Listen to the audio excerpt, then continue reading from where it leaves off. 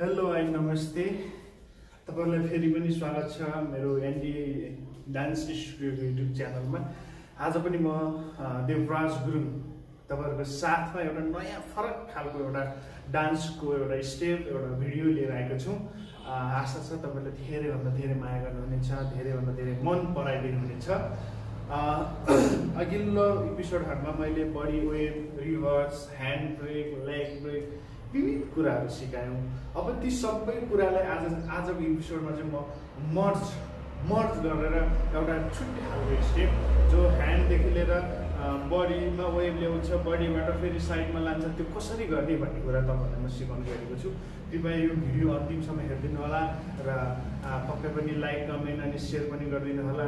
धेरै माया गरिदिनु होला ताकि मैले अन्य यस्तै भिडियोहरू बनाउनलाई मलाई हौसला मिलोस्, ऊर्जा मिलोस् भन्दै तपाईहरुले एनडी मिडिया ग्रुपको युट्युब च्यानल सब्स्क्राइब गर्नुभएको छैन भने त्यो पनि सब्स्क्राइब दिनु होला।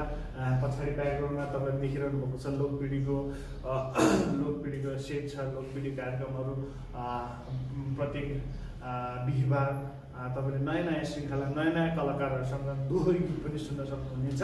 साथै यस भिडियोमा पनि एनडीए डान्स स्टुडियोको विद्यार्थीहरूको विभिन्न नयाँ खालको डान्सहरू म लिएर आउनेछु। साथै मेरो दैनिकी जसो एउटा छुट्टै खालको डान्सको एउटा स्टेपहरू भिडियोहरू पनि ल्याउने कोसिस गर्दै तपाईहरुलाई म लान चाहन्छु छुट्टै खालको एउटा step hand arms and body wave.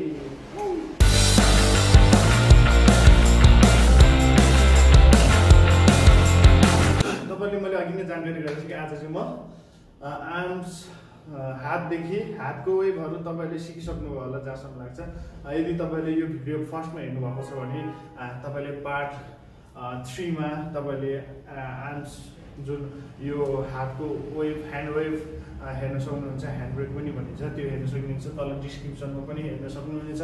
Part 1, 2, 3 and 4 यो पार्ट 5 छ। आज चाहिँ म तपाईहरुलाई ह्यान्डबाट बडीमा वेभ, बडीबाट फेरि ह्यान्ड वेभ, ह्यान्डबाट फेरि बडी, बडीबाट रिभर्स कसरी जाने भन्ने कुरा सिकाउन जान्छु। तपाईले पहिलेको फर्स्टको र सेकेन्ड थर्ड जुन तीनवटा पार्टको भिडियो जुन त्यो गर्नुस्। फर्स्टमा ह्यान्ड साइडमा राख्नुस्।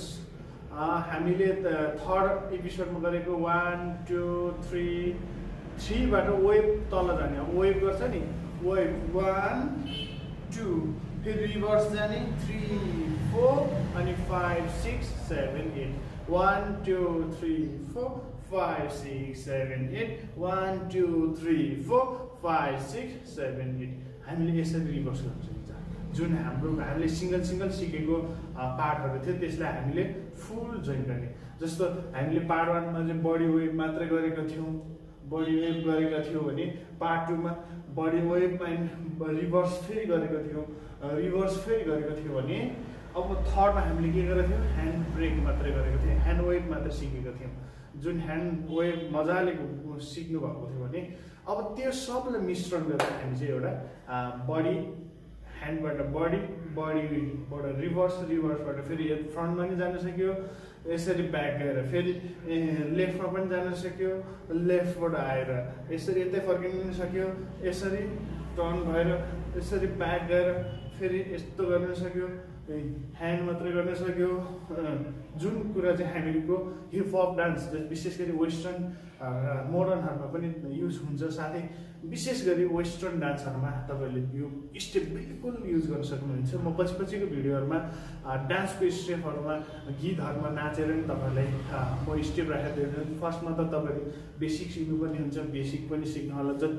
जो नयाँ डान्सर्स हुनुहुन्छ, जो नयाँ सिक्दै गर्नु भएको छ, तपाईहरुले यो जरुर हेर्नु होला।